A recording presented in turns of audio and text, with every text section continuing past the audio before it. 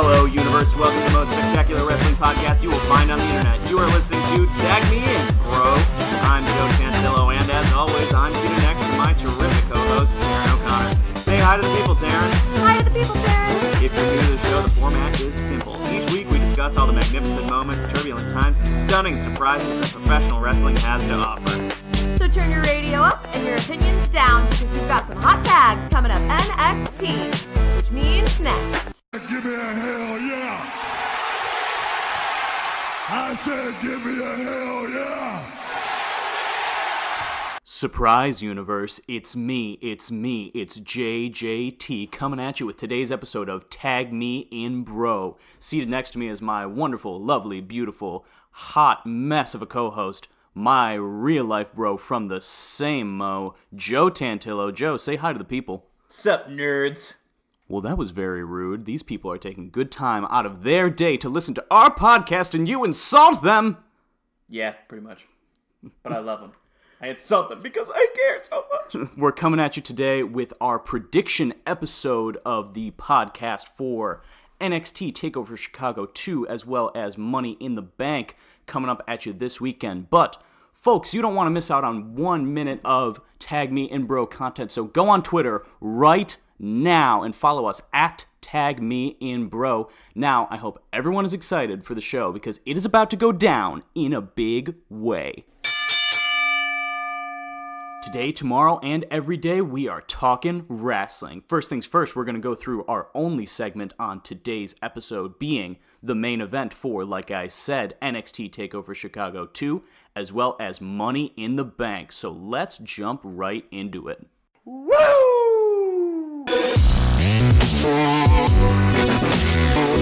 And now, it's time for the main event.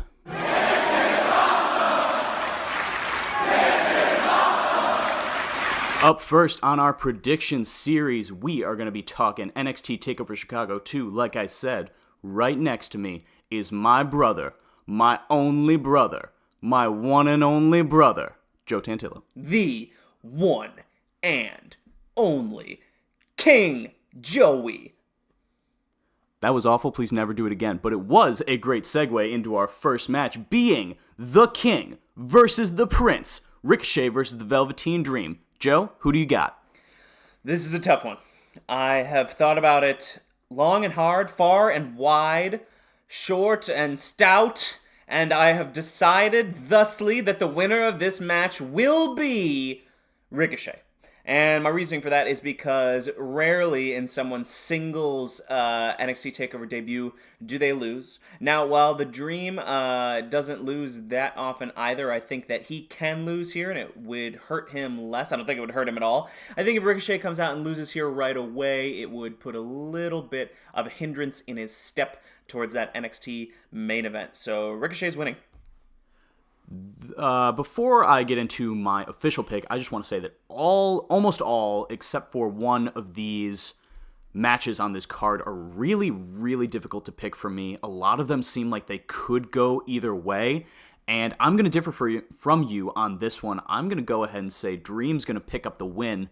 It just seems like he hasn't quite gotten that takeover W yet, and while it is Ricochet's singles debut for TakeOver, I do think Dream's going to come out on top here.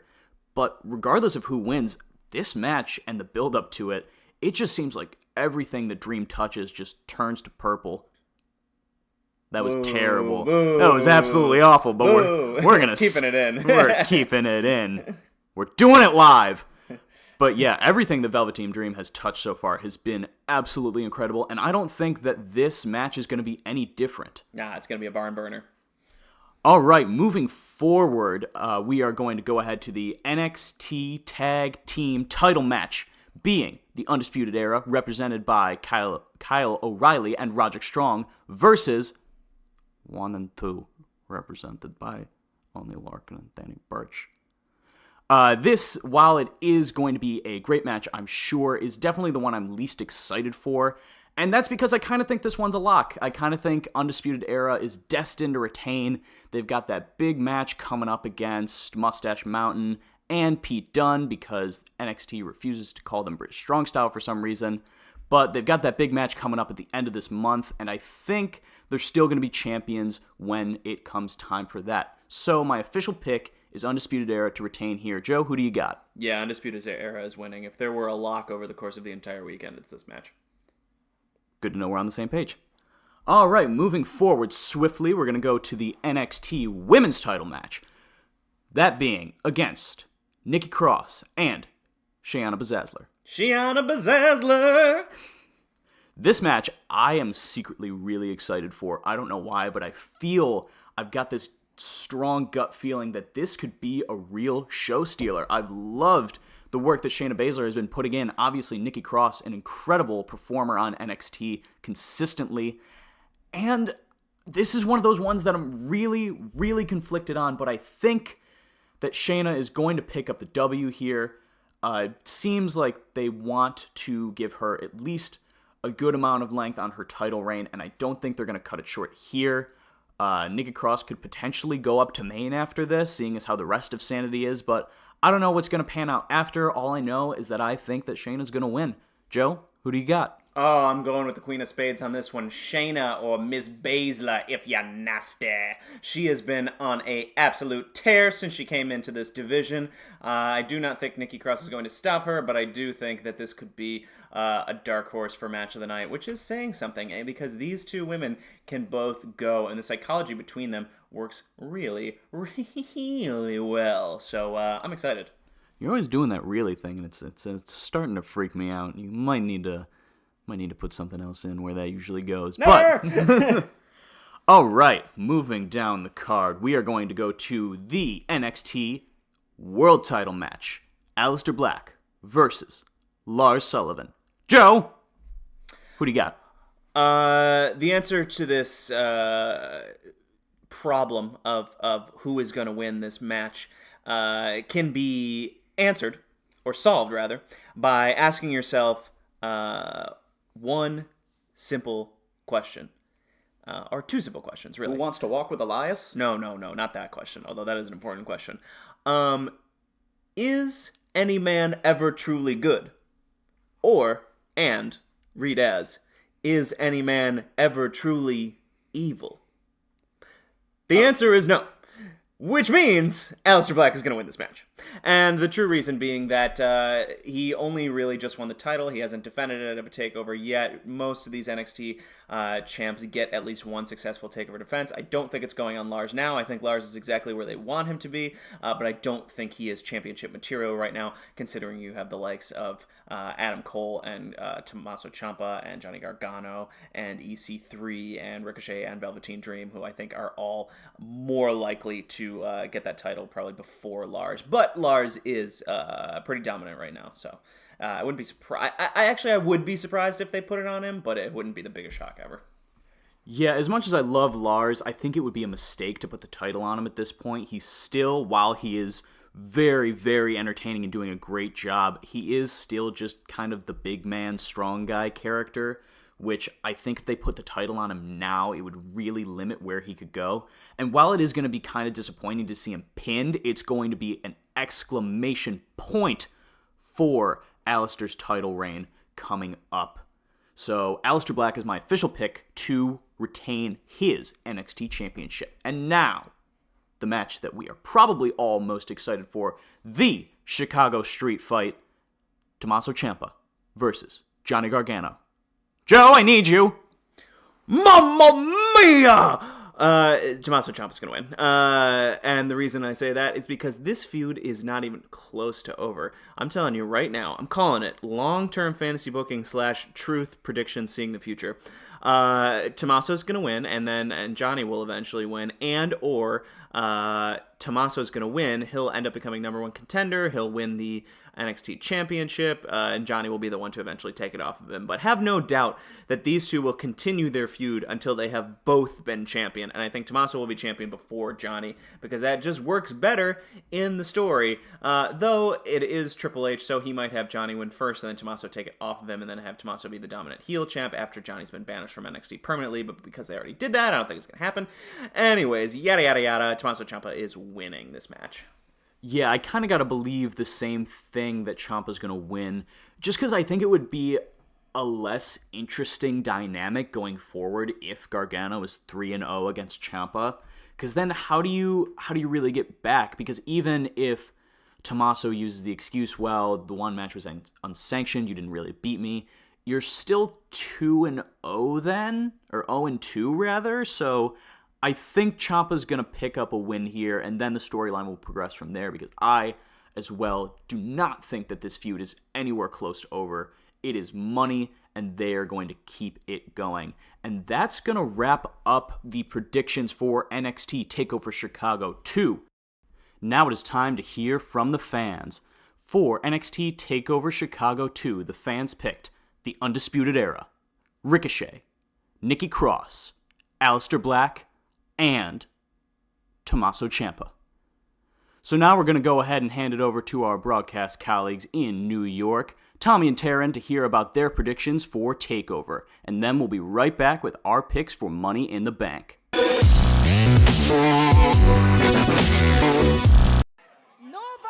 is ready for Asuka. And now we're going to move on to NXT Takeover Chicago 2. Yes, we are Two. also... Oh, 2 is in the number. 2 is in the number. Okay, great. Wow. All right, so NXT TakeOver Chicago 2 is this Saturday, and there are 5 matches on the card. All of the championships, save for the UK Championship, are being defended, and we'll start with the sole... well, actually, there's two exhibition matches, and we'll start with the... Let's say the one that carries the least amount of emotional baggage, and that is Ricochet versus the Velveteen Dream. Who do you have, Taryn, and why do you have that person? I think, first and foremost, that this match has the potential to steal the show Oh, yeah. for the night. I am so excited for this match. And I have Ricochet. I went back and forth about it, honestly, because I think they're both incredible competitors that have a lot to gain and a lot to lose by winning or losing this match. But I think that Ricochet is too early in his NXT career. And honestly, I think if Velveteen Dream wins, there's no reason for the feud to continue. Yeah. But if Ricochet wins, there is a reason for us to push this through through the takeover that'll be at SummerSlam. And I'm like, let's keep it going. I love it. I don't want it to end anytime soon. Yeah. And so for that little bit of hope, I've chosen Ricochet. I think that's a great choice. I agree with you. I think when TakeOver Brooklyn 4 rolls around, I do want them to be fighting, hopefully over a championship, but that will require a lot of things to move around. Yeah, I agree. If Ricochet wins, then Velveteen can be like whiny and be like, no, you did this thing, or like whatever. Their feud, as always, with the Velveteen Dream has like kind of materialized out of nothing into being incredibly compelling. When Ricochet jumped over the top rope in like a front somersault and just like walked up to him, like that is the most instantly gifable moment in NXT history for sure. I've seen it everywhere. I love this feud. And the main reason, besides all that I have picked Ricochet is that Velveteen Dream is bulletproof. Truly. He can perform at such a high level that any match he is in, it does not matter if he wins or loses, he is over as fuck. Yeah. He's bulletproof. You gotta cement Ricochet even more than he already is. So I have picked Ricochet as well. And next up is the Chicago street fight between the 2 former members of DIY, Johnny Gargano and Tommaso Ciampa. You said yours first last time, so I'll say mine first this time. I have Tommaso Ciampa. I have Tommaso because I do believe that they are in the kind of feud in which they can trade wins and losses and still keep the feud compelling. I think if Johnny wins this match, there really isn't any reason to keep going because he'll have been victorious twice in a row. I do think of Brooklyn as kind of NXT's version of WrestleMania, and I think this match could happen again in Brooklyn before SummerSlam, and have like kind of a rubber match, and one of them leaves. I think like loser leaves NXT. That sort of stipulation would be really compelling, and because it's not in this match, I think it will be in their next one, and the only reason they can have a next one is if Tommaso wins. So that's why I have Tommaso Ciampa.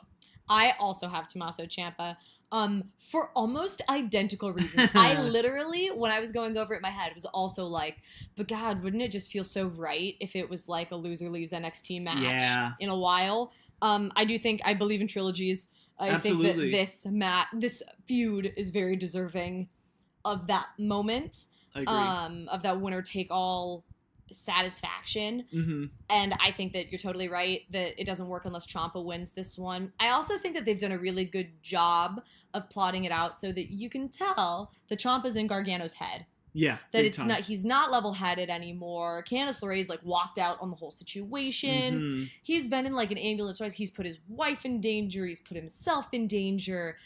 It's evident that like it's a blood money feud at this point. It's like it's deeper than ego, and it's deeper than I was right, you were wrong. Like it is personal, like truly, truly personal. And I think that when Gargano gets emotional, that's when Ciampa succeeds. Absolutely. Yeah. And I think that the culmination of that has to be Ciampa winning on Sunday. I agree. I think this is the best written feud in definitely the history of NXT. And since I have started watching wrestling generally, this is the most compelling feud, and you gotta milk it for everything it's worth. And if in a loser leaves NXT scenario, that will be such an incredible thing to happen in Brooklyn, and then for whoever the loser is to show up the next night or something like that would just be so incredible. And we are going to NXT Takeover Brooklyn 4 and are very excited to do so. And very, very excited. Yeah, so I'm pretty much just choosing my winner based on the fact that I want to see the culmination of this feud, this third in their trilogy. So I do hope that Tommaso Ciampa wins on Saturday. Now we have the championships. We'll start with the NXT Tag Team Championship match. The Undisputed Era defending against Oney Lorcan and Danny Burch, a.k.a. 1-2, a.k.a. those guys who are friends with Pete Dunne, two bald guys who like to hold up their fingers. Who do you have and why? I have Undisputed Era. It's too early. It's too early in their absolute domination of NXT to lose and to lose to people that they've called babies. It's going to be nefarious. It always is. Yeah. I think there's going to be I think we're going to see Adam Cole. I think, absolutely. It doesn't make sense if it's not that way, but for them to lose and to lose like so unceremoniously against a not even real tag team doesn't make any sense to me. So to keep it short and sweet on that point. It's so in my mind I'm so like that it's for me it has to be Undisputed Era. I agree. I also have the Undisputed Era, but we don't know which members of the Undisputed Era will be defending the titles. Whoever the third one is gonna do something and they're gonna win. I will correct something that I said earlier, that every NXT championship is being defended, because the North American Championship held by Adam Cole is not being defended. I think that might be due to the fact that he will be in this match. We will see. They're defending Freebird style, so we will find out which competitors of the three who are currently cleared for action will be fighting on behalf of the Undisputed Era. But whoever they are, they gonna win. Yeah. Next up is the NXT Women's Championship match. Shayna Baszler defending against Nikki Cross. Who do you have and why? I have Shayna Baszler. And I have Shayna Baszler simply because I don't think that Shayna Baszler is ready to move up to the main roster. This one was really difficult for me. I'm still very, very 50-50 on it. In my mind, it still could be Nikki Cross, like without a doubt.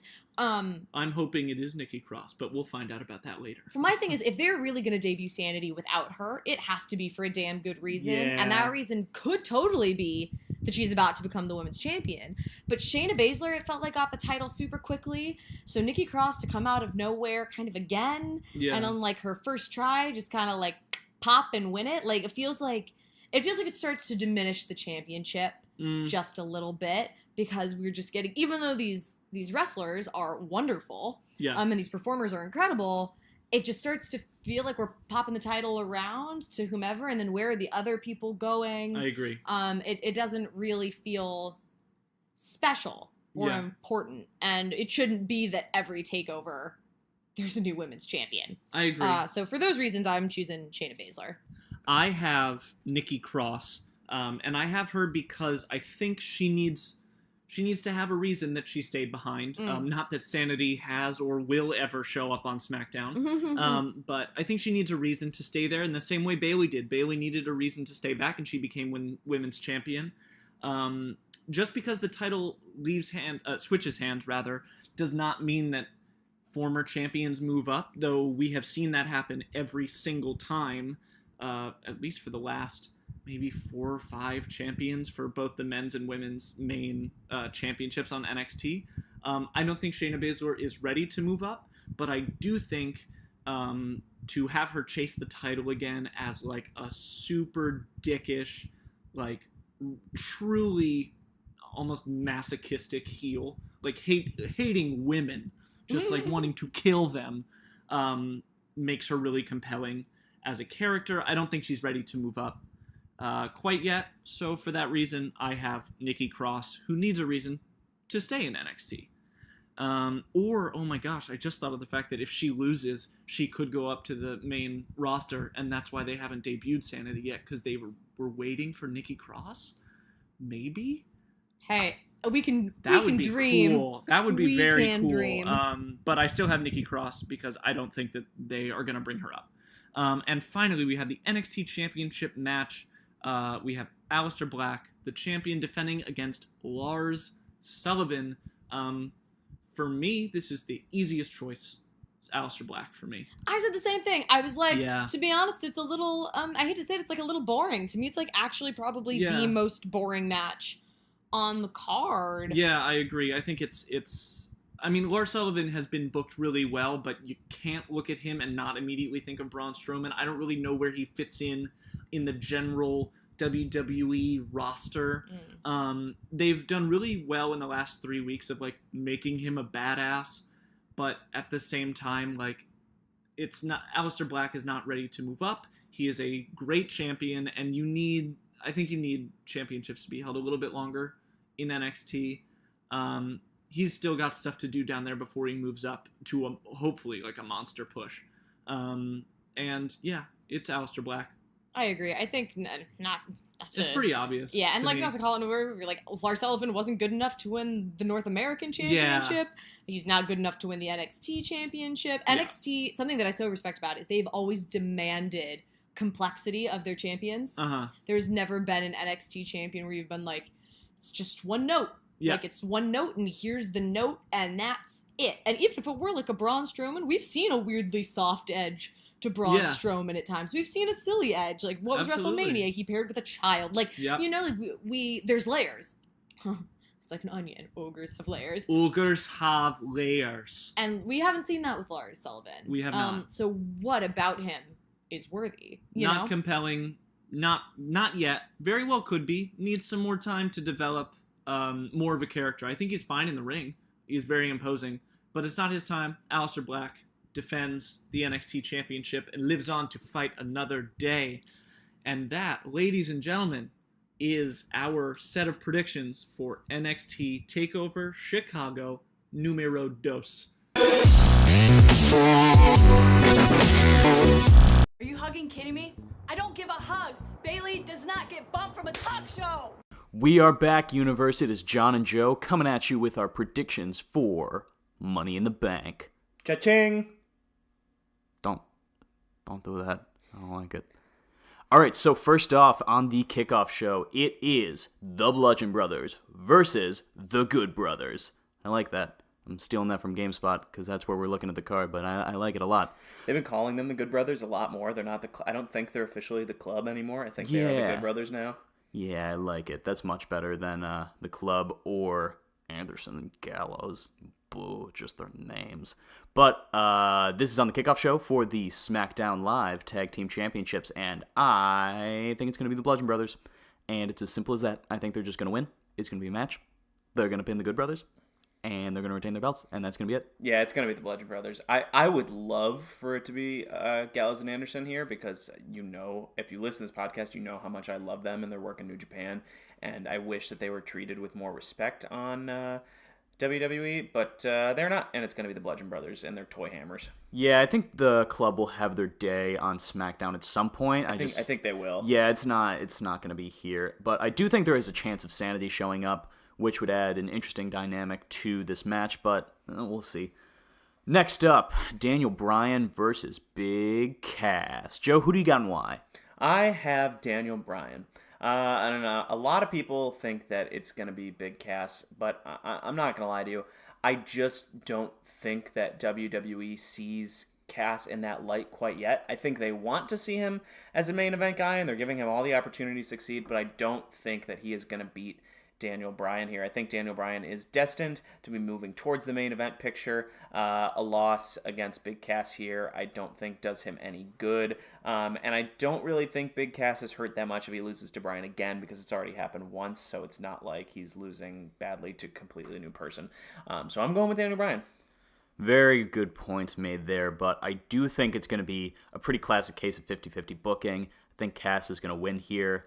Honestly, I think Daniel Bryan can continue moving towards the main event, whether he wins here or not. He's a big enough star to where he can just kind of be like, well, I'm Daniel Bryan, I'm a former world champion, I can push my way into some number one contendership matches. Whether he wins those or not, we'll see, but I do think Bryan is going to fall victim to 50-50 booking here, and Cass is going to get the dub.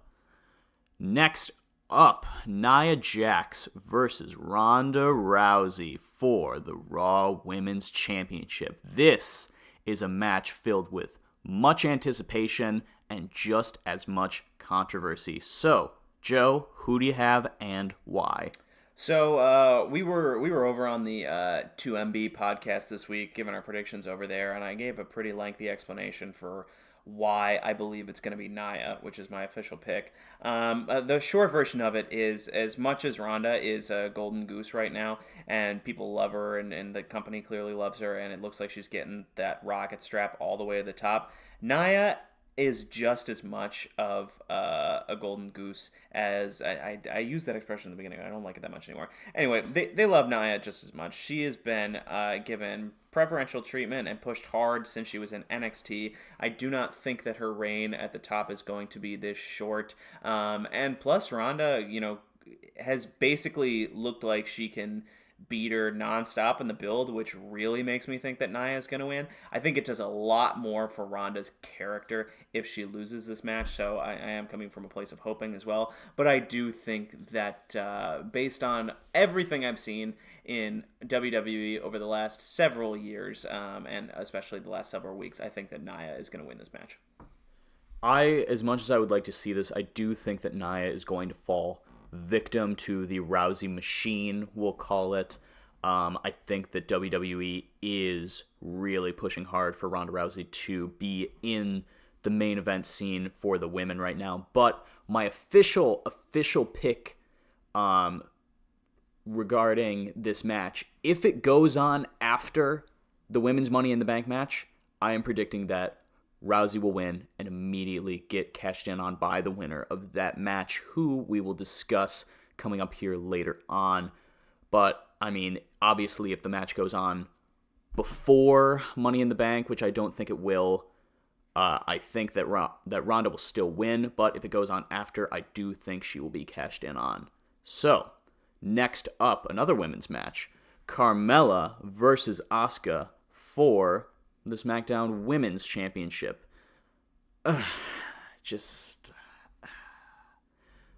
Asuka, you were so great once, and you have fallen so far, and all I want to do is love you, but I cannot find it within myself to do so, because you're going to win, but it's going to be by DQ, and I will cry, because in my eyes, you will have lost for a third time on main roster.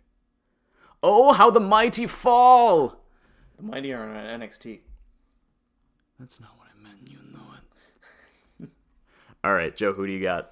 Yeah, I have Asuka as the quote unquote winner of this match, but Carmella will get herself DQ'd, possibly by a spoiler alert, James Ellsworth run-in, which is the rumor right now. Don't say those words near me. And we all know how much he fucked up Money in the Bank last year when he won the first ever women's Money in the Bank ladder match. But I think that WWE is trying to get Asuka back on the right track after making her lose her streak and then having Charlotte lose clean and really truly obliterating the whole undefeated thing. Anyway, I've given my rants about that in the past. I think they still see big things for Asuka, and I think that by having her quote-unquote win, but, Carmella get disqualified, is their version of helping her, because they're not going to put the title on her right now. I would be shocked. I don't think you have Carmella beat Charlotte clean in the middle of the ring just to lose to Asuka a few weeks later, after Charlotte broke the streak. Next up on the card, we've got Roman Reigns versus Jinder Mahal. One fucking shiny third fighting the really roidy third. So, Joe, who do you got? I've enjoyed the build-up to this, actually. It's not been the best. It's not been the worst. Certainly better than Sammy and Bobby. Roman has been kicking ass, and ass-kicking Roman is my favorite version of him. I am not a huge fan of his, but when he's just kicking ass and taking names, I enjoy his work a lot more. You can't bet against Roman. Roman's going to win this.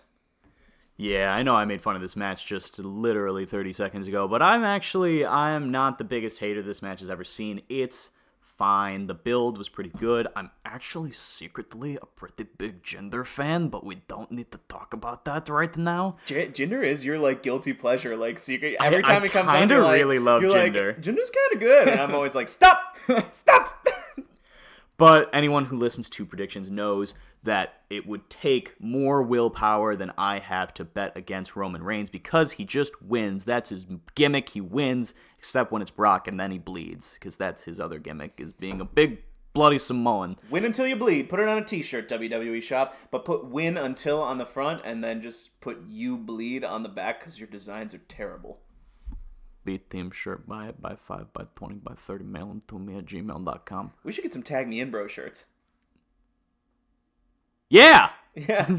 Tweet at us if you want a Tag Me In Bro shirt. If we get enough people, we'll order a bunch. It's true. We will. But yeah, Roman's gonna win. Moving on, Bobby Lashley versus Sami Zayn. I don't know why I said it that much, but this voice is more interesting than this match is going to be, so I will continue doing it. Lashley's gonna win. It's gonna be a face win. It's I don't know. I don't care. It's just fucking Bobby Lashley versus Sami Zayn. Bobby's gonna win. Joe, to say words. I actually disagree with you on this one. I think that Sami Zayn is going to win because I think there's always, and I've been saying this since we've been doing the show and long before we were actually recording our thoughts, there is always a match where WWE book the finish in a way that is bewildering to the audience. This will be that match. Sami Zayn will win, and everyone will be like, what the hell is going on? And I will be really happy, because I love Sami Zayn, and I'm not that interested in Bobby Lashley right now. He can disappear and come back a heel like he was in Impact for a little while, and that would be much better. But I'm saying Sami wins this, and the feud continues into Extreme Rules. I would actually love to see these two in an Extreme Rules match. I think that would be really entertaining. I feel like the match quality here is actually going to be pretty good because no one has any expectations, and they're both real good performers. So I'm actually kind of semi-hesitantly excited for this match, even though the build has been weird. Sammy's one of the best wrestlers in the biz. It's rare that he does anything bad, so this could be like a secret great match. Now, talking about less secret but equally as great matches, we've got Seth Rollins, the Intercontinental Championship, facing off against Elias. Match of the night. I'm calling it now. This will be the match of the night. It will be better than any other match, even the Last Man Standing match. And I know you're saying, how can that be possible? And I'm just telling you, it's going to happen. Seth Rollins right now cannot have a match that is less than exceptional. And Elias is also really, really good. So it's going down in Tomato Town. Remember when he was Elias Sampson and then they cut his Sampson off? That was crazy, man. What is with them and taking away NXT characters' last names? Yo, you cannot trademark as easily 2 words. That is the real answer. It is easier to trademark one name than it is to trademark two names, so Vince, whenever he can, gets people down to one name. That was a moment of silence for my brain cells. That was stupid. It was a stupid joke. I hate myself. That's why the Iconics are not the iconic duo. That's fair enough. But we are talking Rollins versus Elias. I've got Rollins retaining here. I think that the company is so big on him right now. They're seeing how important his quality of wrestling is for their viewership, for the opinion of the people online. And I don't think they will take the IC strap off of Rollins right now. He is too good. He's too damn good to lose right now. I am going with Elias. I think that eventually Roman Reigns is going to dethrone Brock Lesnar as the Universal Champion, and that Seth Rollins is the one who will then dethrone Roman Reigns. Not Braun Strowman, as many people think. I do think it will be Seth Rollins. I think because they committed to Roman, but they kind of wish they had committed to Rollins. Or maybe they don't. I kind of wish they had committed to Rollins. So whatever. Anyway, long story short, Elias is going to win this match. The two are going to have a rematch at Extreme Rules. And by the time we get to SummerSlam, Dean Ambrose will have showed up and he will be fighting Seth in one of the sub-main events at SummerSlam. And you can bet your bottom dollar that he's going to cost Seth the victory in that rematch. So Elias gets the win here and will be the new Intercontinental Champion. And we will get wonderful, beautiful new music from him. Always. He is a performer. That's his gimmick.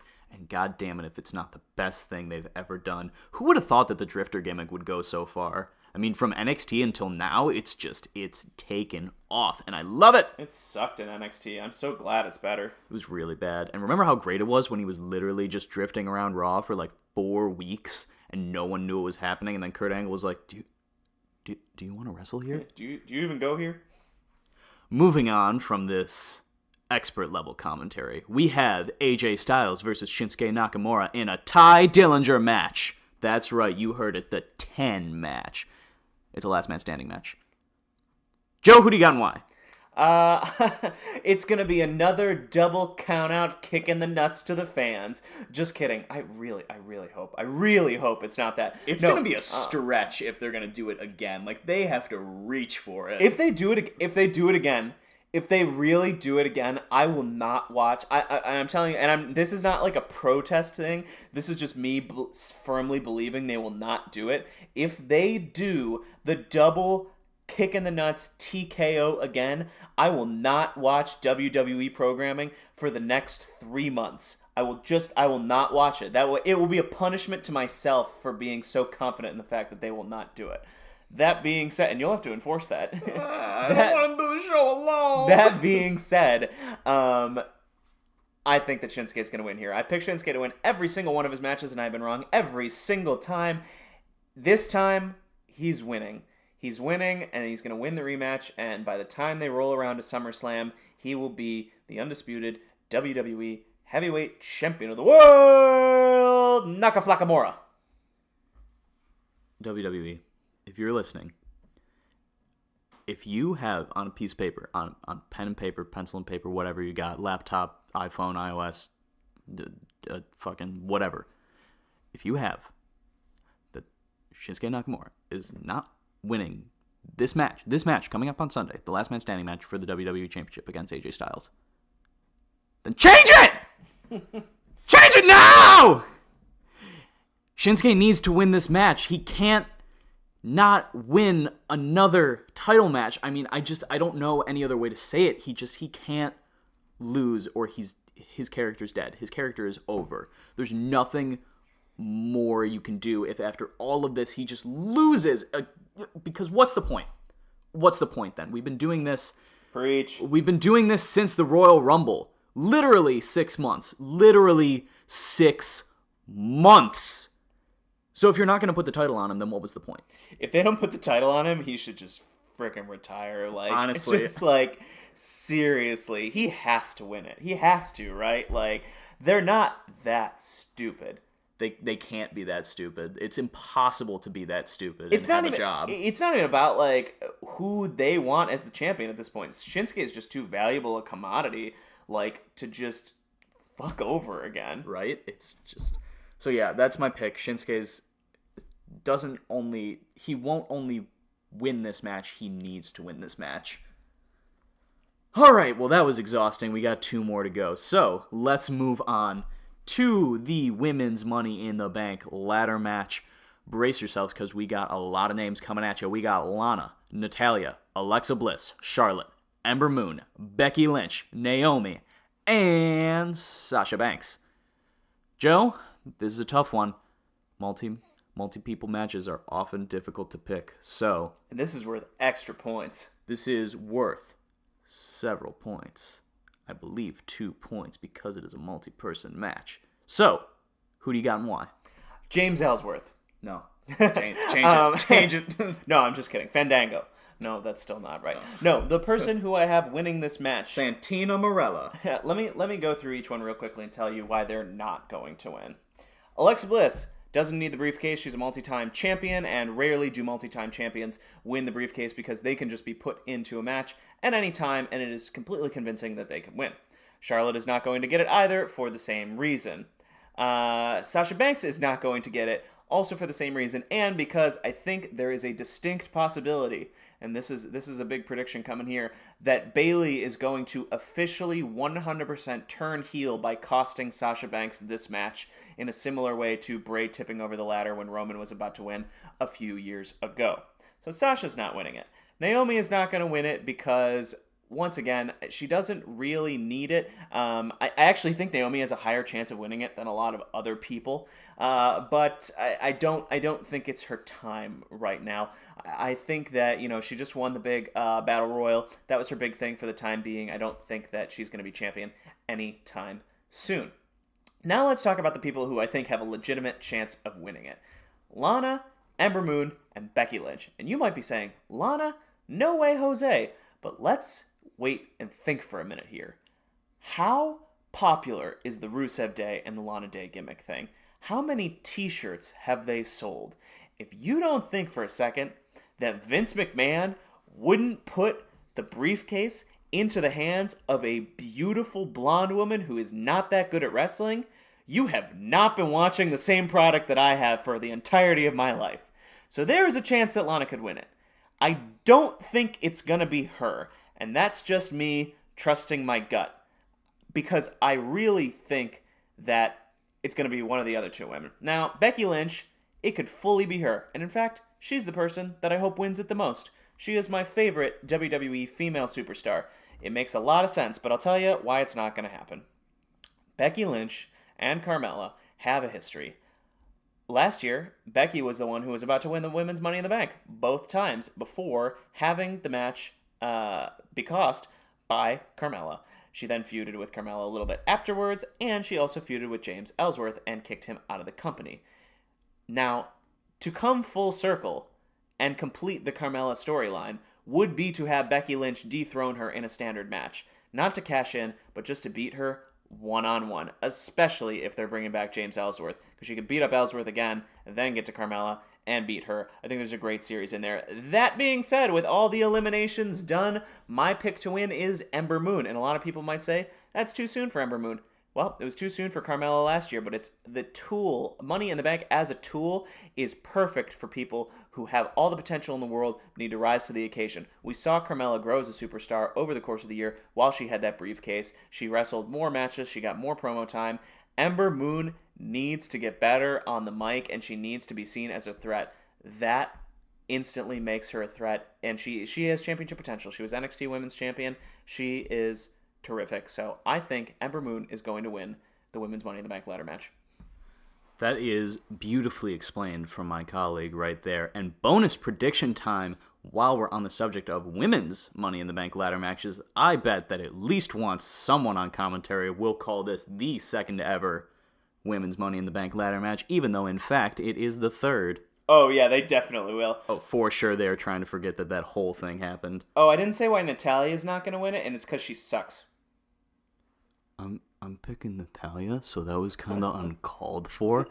But here's why. Here is why. I've got a bit of a fantasy booking thing going on, as I mentioned before. But yes, I am one of the many that do believe that Ronda Rousey is going to win the Raw Women's Championship and immediately lose it to her best friend Natalya, launching them into a long-term feud. While it's not exactly the superstars that I would have picked to be in this position, I do have to applaud WWE for setting up a logical long-term story. In addition to that, Natalya has been training Ronda Rousey, so it would only make sense for them to get into a feud. Obviously, they'll have more natural chemistry than any of Rousey's other opponents to this point. But yeah, I think that they will go this route. I think it makes for an interesting story regardless of what you may think of Natalya or Ronda or Nia. I think that this is a logical story and it makes sense and it can carry several people into the next coming months. Finally, we've made it to the end of the card. Woo-hoo. It's time for men's Money in the Bank. God, I love multi-person ladder matches. They are one of my favorite types of matches, and there is not a single person, except Bobby Roode, that I would not love to watch hold the briefcase. Bobby Roode's turning heel in this match. He needs to do something. Calling it now. They're just going to change his last name to Rude, and he's just going to be mean to people. And then they're going to have Mary-Kate and Ashley Olsen. No, not wrong character. Whoever played the middle Tanner sister on Full House, come out and say, "How rude." The Olsen twins said, "You got it, dude." That was it. 90s. We're killing the comedy today. Really. You guys are in for such a treat. But let's run down this list of stars. We've got Samoa Joe, KO, Bobby Roode, Braun Strowman, The Miz, Rusev, Finn Balor, and New Day? We don't know which one yet. It's kind of dumb that we don't know, but we don't know. But we're going to predict it for bonus points. We are sure as hell going to predict it for bonus points. All right. I have The Miz.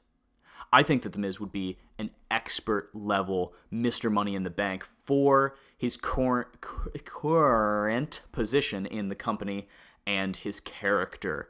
I can imagine the expert level heel work that he will put in on Miz TV, promos, commentary, sitting ringside, I don't know, in catering, eating a fucking sandwich on the toilet. He is going to bring that briefcase to the next level, the same way that he did with the IC Championship. This man elevates things. It is what he does best. He will bring being Mr. Money in the Bank to that next level, and I wouldn't mind seeing him cash in on D-Bry either, propelling them into next year's WrestleMania main event. Yeah, I'm also going with The Miz for pretty much most of those reasons. I think that obviously Shinsuke is going to win the WWE Championship. I think Daniel Bryan will be his next opponent at SummerSlam. Daniel Bryan will win that match, and The Miz will immediately cash in.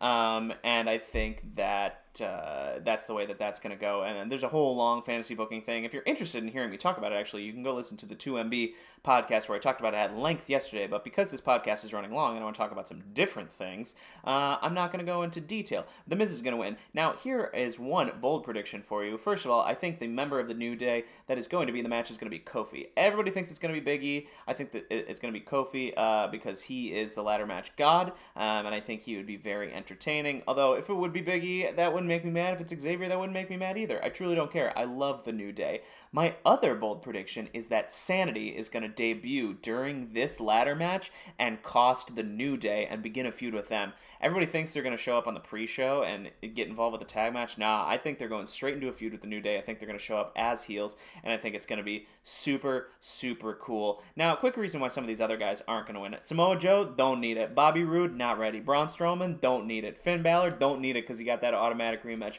Rusev could win. Could win. Very well could. Could win. I just don't think he's going to, but would be super excited if he did. And Kevin Owens, don't really need it, but also could win. I'd say the most likely, other than The Miz, in my mind, are Rusev or Kevin Owens, but I'm going with The Miz, which is short for Mizkal. No, it's definitely short for Mizanin. No, his name's Mizkal Mizanin, right? Right? No, Right? It's definitely Mike, which is sad. I'm sorry, Miz, that Some- your name is Mike. Sometimes I forget wrestlers have real names, and I'm always like, Because, oh. like, John Cena, real name, John Cena. Like Braun's real name is Adam. That's not as bad. At least it's That's not. kind of bad. At least it's not Going Fergal. from Braun. Oh God. At least Fergal. it's not Fergal. Speaking of terrible names, did you know that Bobby Roode's one of his first indie names was Totally Awesome? I actually did know that. I'm pretty sure I heard it on another podcast at one point. Yeah, I'm sorry. Like, dude, what are you doing? But he was also in Beer Money, which is sweet. That's true. That is very true. With Cowboy James Storm. But yeah, it really doesn't get worse than Fergal Devitt. And Finn, my boy, I love you. And if I ever meet you, I'll shake your hand. But really look into getting your name changed. What do you think Samoa Joe's real name is? Joe, N-O-I. Derek. Derek Samoa. All right, I think that's it for today. We still got to do fan predictions. All right, coming up next, fan predictions. For the fan predictions for Money in the Bank coming up this Sunday, let's see who the fans picked.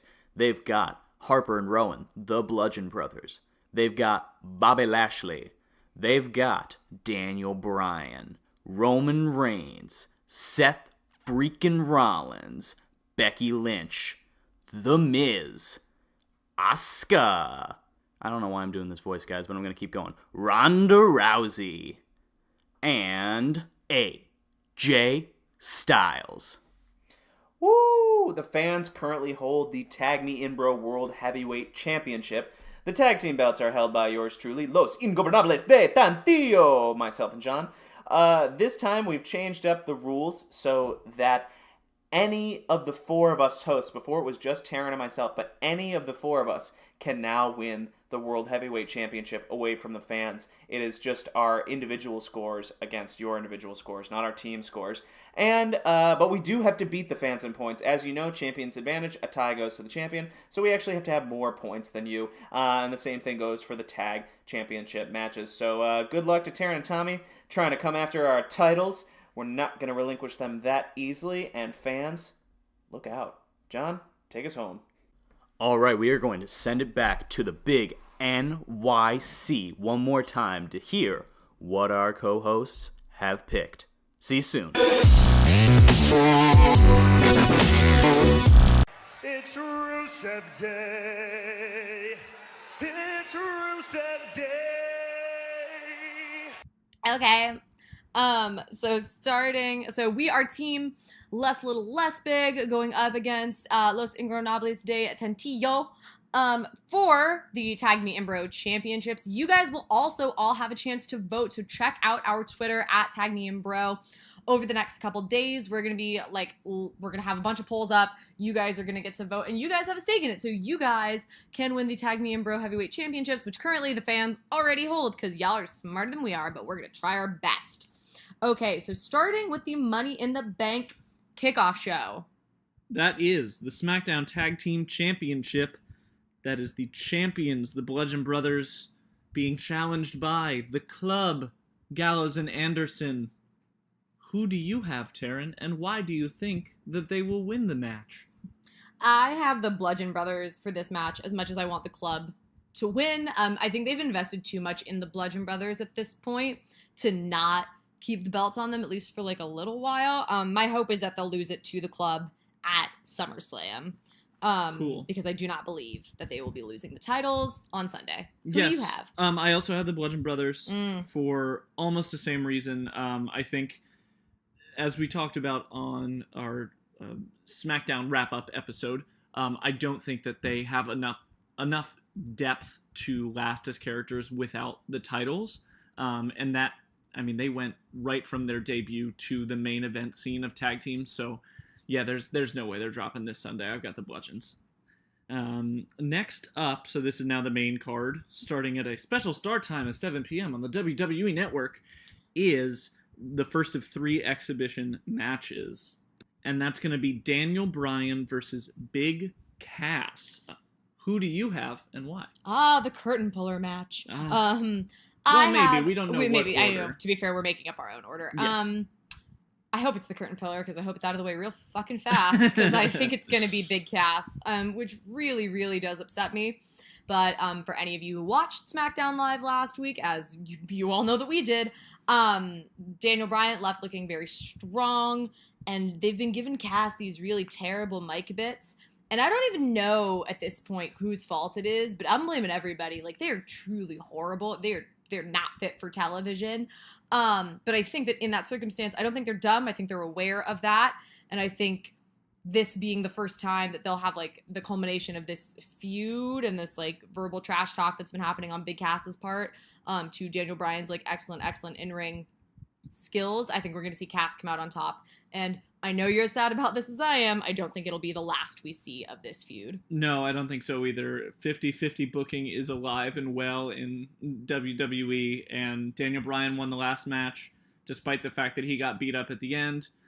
He looks strong on Tuesday, which means he's going to lose on Sunday. I also have Big Cass in an unfortunate setup for hopefully not SummerSlam, hopefully Extreme Rules, and then it's over, but, like, God, I really want it to be over. I hope that Daniel Bryan wins. I just don't think it'll happen, which is tragic. So on to the other exhibition match that is super boring and no one cares about and is an on-fire trash can. That is Bobby Lashley versus Sami Zayn. I'll offer my call first to mix it up. And I have Bobby Lashley. Despite the fact that I want Sami Zayn to win, this is predictions, not hopes and dreams. My only hope is that Sami Zayn will win a singles match on a pay-per-view. I really like him. He has not been written well in this feud. He's coming off really dumb, and so is Bobby Lashley. It's doing no one any favors, but I think Bobby Lashley, on his first big pay-per-view match since returning, has got to look strong. I don't even remember what he did at Backlash, if he did anything. But this is... He's got to win to make himself legitimate again.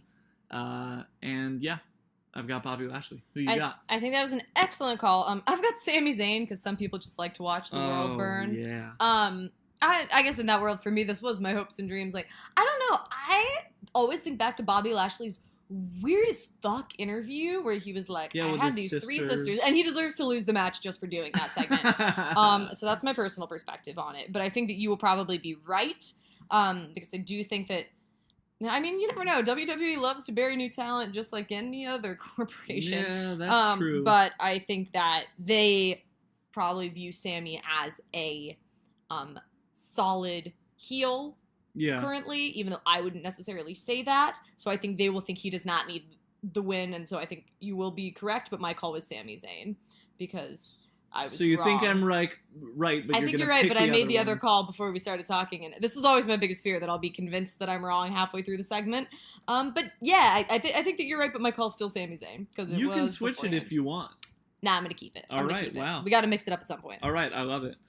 Next up is the third and final exhibition match of the evening, and that is Roman Reigns versus Jinder Mahal. Who do you have that isn't named Jinder Mahal? I know, right? For once in my life, like, God, if Roman Reigns doesn't win this match, I'll be upset.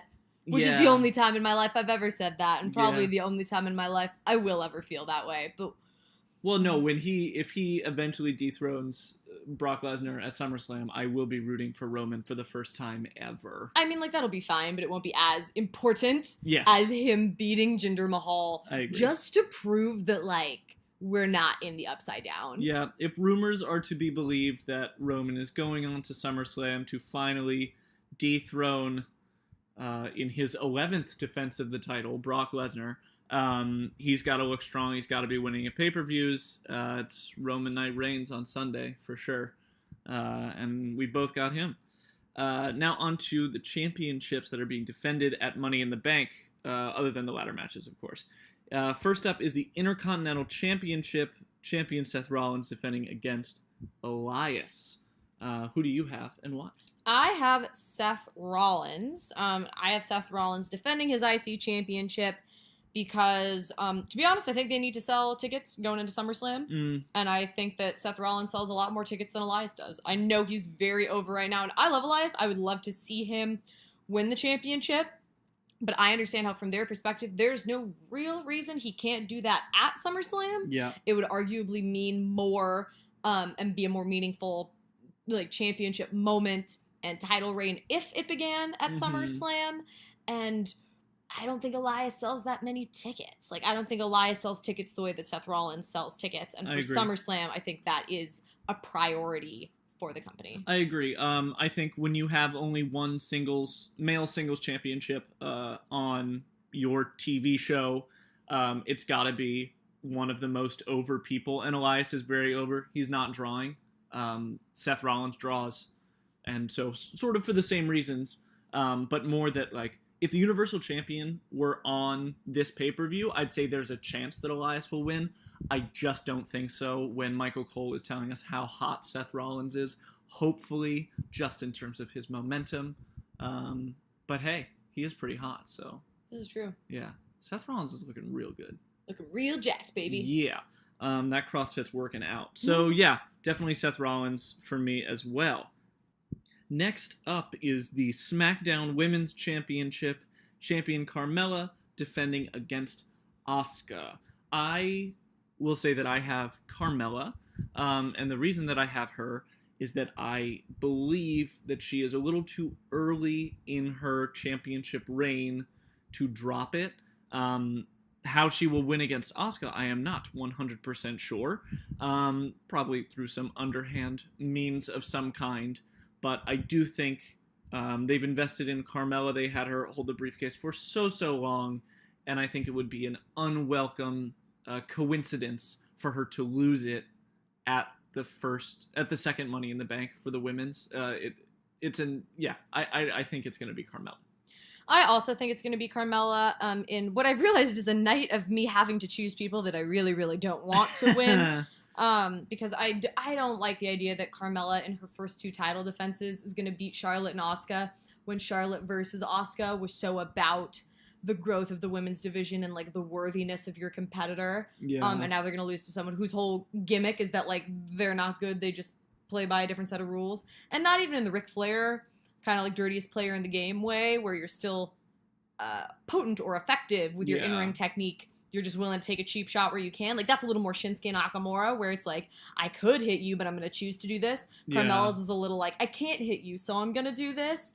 And I really, I just don't, she doesn't entertain me anymore. I preferred her, honestly, as a Money in the Bank briefcase holder than I do as the champion. Like, I was happy for it to be a short reign, but I agree with you. I think it's too early for them to do it. I also don't think that they'll put the belt on Asuka this way. Yeah. Like, I think it's not that validating for Asuka to win the belt against Carmella. Yeah, they need a more prestigious moment for her, a more prestigious champion to dethrone. I agree. So that's why I have Carmella. Cool. Next up is the Raw Women's Championship. Nia Jax defending against Ronda Rousey. Who do you have and why? I have Nia Jax for this match. I do. I have Nia Jax because I think that Ronda Rousey can, even in kayfabe, only believably lose to probably Nia Jax, Charlotte Flair, and Asuka.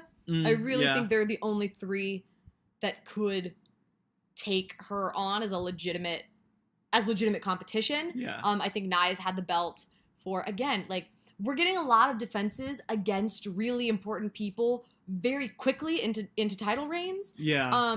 Which I don't know if, like, part of me is like, they have to notice this, but to me is like a giant oversight, because I feel like they were trying to book names, and like some of these matches, you're like, the names sound great, but does it feel compelling for like a feud? Not necessarily. No, not at this point, not at all. So I do think that it will be Nia Jax, because to put the belt on Ronda, I mean, like, she said it herself when they offer her the opportunity, and she's like, I think there'd be a lot of people in line before me. Yeah. That they know, I think, that it's too early. But if Ronda loses, again, Nia Jax is one of the only people she could believably lose to.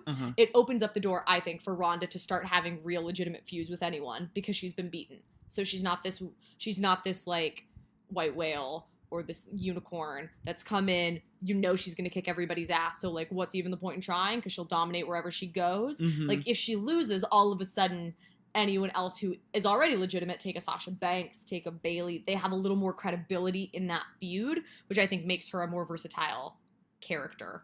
Fair. I have Ronda Rousey because I Ooh. think they need to capitalize on her drawing ability. I don't see where she goes from here if she loses, and I do think she is an absolutely believable champion and a compelling champion to have a contract cashed in on. Totally. Which we'll get into in a little while. But I do think for a myriad of reasons, including the fact that she is a huge draw and is about to go into the UFC Hall of Fame, and I don't think she would allow herself to get set up for like jokes to be made. You're not even a champion in the place where they do fake fighting.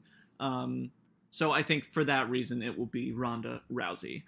Now, the final championship of the evening to be defended is the WWE Championship in a last man standing match, and that is AJ Styles defending against a Shinsuke Nakamura. A Shinsuke Nakamura, the Shinsuke Nakamura. I guess I will say who I have first. I have Shinsuke Nakamura. I think this feud has gone on for quite a while. If we have another kind of false, bullshitty finish, I think the crowd is going to hate it. And I will too. I think it is time for Shinsuke to win. This character has been completely revamped into something I really love to hate. I really love Shinsuke's new character. I think he is deserving of the title. And in a last man standing scenario, it sets up what will probably be, in my estimation, the match of the night. And I hope there is a definitive winner, and I think there will be, and I think it's going to be Shinsuke. Yeah, so who you got? I also have Shinsuke Nakamura. I think that this match was, Shinsuke literally got to decide the stipulation. Yeah. It was clearly built for him. It's the right time. It would mean that on this main event card, it was the only title change that we saw. Mm-hmm. And Money in the Bank is a big pay-per-view. Like, you kind of expect to see something happen that might be a little bit jarring in that way. Yeah. And again, for as far as my predictions go, for me, that would be the only title change. I know you've got Rousey as well. Yes. Which would make two. But even then, like, I kind of think that when it's that gender split, it doesn't necessarily. Yeah, and I don't it doesn't. think... It doesn't feel as repetitive if you're seeing like a change or Absolutely. a defense. Absolutely. But I think that AJ is always going to be compelling, and I think that the contractually obligated rematch that he has, Yeah. he can wait to cash in on until SummerSlam. I would love to see that. I think we'd all love to see that. If this match is good, like, that match will only be even better, and it either really validates Shinsuke as the heavyweight champion and lets AJ leave that title picture for a hot second, or we get another AJ Styles reign, which is something I'm always here for. But at this point, if Shinsuke doesn't win on Sunday, what was all of it for? I agree. And so, and when can you do it again? Like, there is no match built as perfectly for his shtick right now. Yeah. So for me, it has to be Shinsuke. I agree. I think that's a great call. So now we have the ladder matches. 8 competitors each, 4 from Raw, 4 from SmackDown. We'll start with the women. From Raw, you have Ember Moon, you have Alexa Bliss, Natalya, and Sasha Banks. From SmackDown, you have Charlotte Flair, Naomi, Becky Lynch, and Lana. Who do you have and why? Okay, so when I went through this, I'll talk through a little bit of my reasoning. I don't think Lana can win because I think Lana is just Carmella. I don't think Natalya can win because she's Natalya. I don't think Alexa Bliss needs the contract, although I do think she would be a valid choice if someone had it. But for me, she doesn't need the contract to ask for a championship opportunity. I don't think we know enough about Ember Moon to know, like, who she'd be with the briefcase, and I kind of think you need to know who they would be with the briefcase. Fair. I think Naomi just won the Vagina Royale, so I don't think she needs it. They So don't for me, mention it though on TV, which is weird. she mentioned it though in their did she? summit. Oh yeah. When she was like, I have just won this, and you're like, you're right, you are an important part of the revolution, but True. that's the revolution. But that's like what they gave her. So for me, the really 3 valid options here are from the 3 of the 4 horsewomen that are in the match, and that's Charlotte Flair, Becky Lynch, and Sasha Banks. Bayley always being left behind. God, I know. And Always. Bailey's my favorite one, so that's fine. And of those three, I chose Becky Lynch. And the reason I chose Becky Lynch is because I have been hoping for that Becky Lynch heel turn for a while now. I think the briefcase gives her an ability to really capitalize on that heel turn, maybe on Charlotte Flair, which would be great. If Carmella's still the champion, I love a Carmella, I almost called her Carmelli, I split them. A Carmella Becky match, because Becky always like yells at her on Twitter, and let's say her shade is great, her shade is amazing. Yes. Her v Charlotte Flair would be incredible. Becky versus anybody, her versus Asuka, if Asuka wins the championship, like, they're all so compelling and can be played so differently. And I really loved that moment she had on SmackDown when she was like, I'm tired of saying was, and I'm tired of saying I was this. And it feels like it's time. It feels like it's time to give Becky Lynch that opportunity. So that was my call. My call is Becky. Cool. And I would have chosen Becky did I not think that someone on SmackDown will actually be winning the men's Money in the Bank ladder match. And that is the reason why I've chosen a Raw superstar, and that is Sasha Banks. I think they've been waiting to pull the trigger on this heel turn. I think it's a great way to do that, in the same way for Becky Lynch. And Sasha is a little bit more tweeny right now, and I think this is a great way to make her go full heel on Ronda, who is my predicted person to hold the Raw Women's Championship after the pay-per-view. So I have Sasha Banks, but if I were choosing someone from SmackDown, I would totally agree with you that it should be Becky Lynch. But I also think Sasha's a great call, because Sasha already has that personality that's like, I'll do whatever's best for me, and that's such a great character to have hold the briefcase. Exactly, an Eddie Guerrero type who you love and will always cheer for, even if they're kind of a dick. Cool. So, I hope that one of us is right, because I would love to see either of those two women hold that briefcase. I think those are the best choices for each brand going forward. So finally, the men's Money in the Bank ladder match. We have from Raw, Finn Balor, Braun Strowman, Bobby Roode, and Kevin Owens. From SmackDown, we have The Miz, we have Samoa Joe, Rusev, and currently one unnamed member of the New Day. Who do you have and why? Okay, so going through this again, I feel like I have slightly less strong reasoning than I felt like I did with the women's. With the women's, I felt very clearly like I was like, oh yeah, these are the options. This is what I've got. I think it's a little bit different for the men. I think that Braun Strowman just won the greatest Royal Rumble, so for me, he's not an option.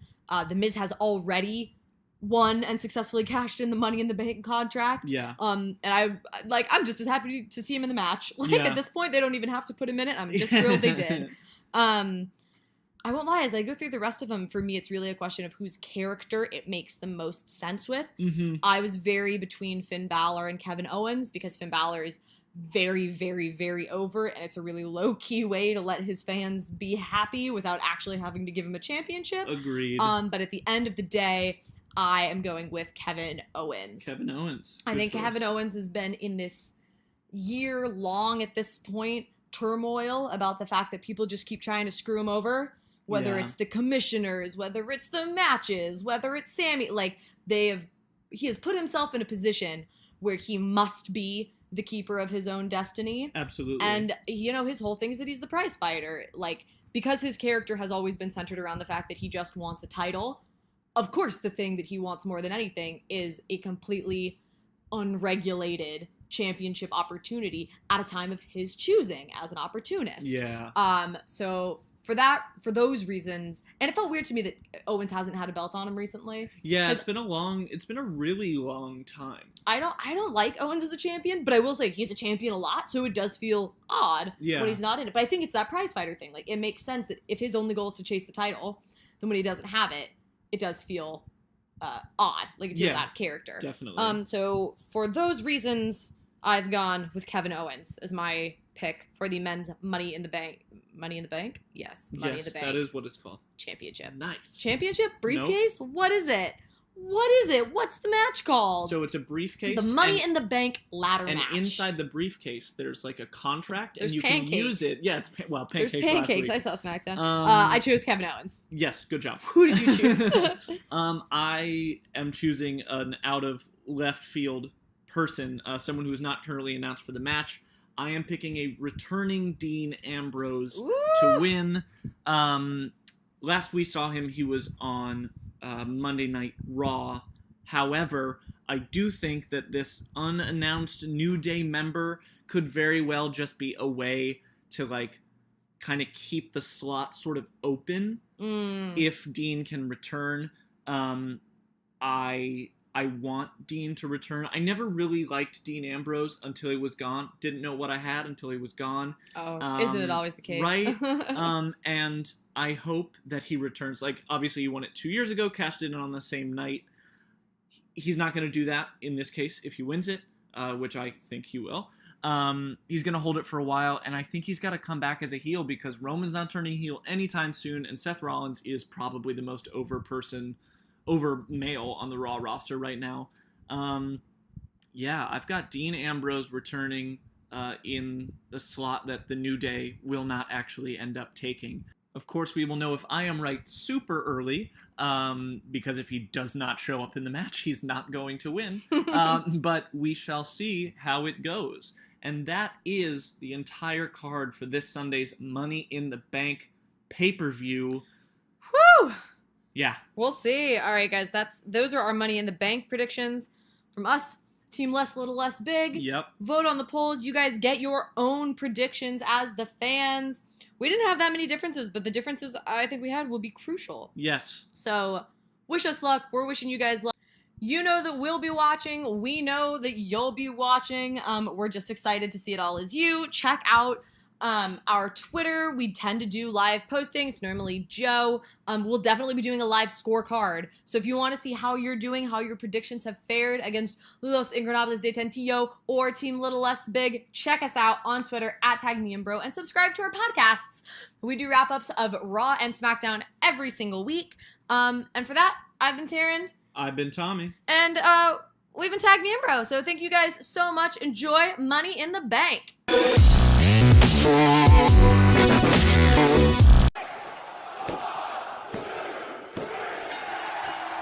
Well, that will do it for us here at Tag Me and Bro. Be sure to follow us on Twitter at Tag Me and Bro and subscribe to the podcast on iTunes, Podbean, TuneIn, Google Play, iHeartRadio, Stitcher, YouTube, and lots of other places.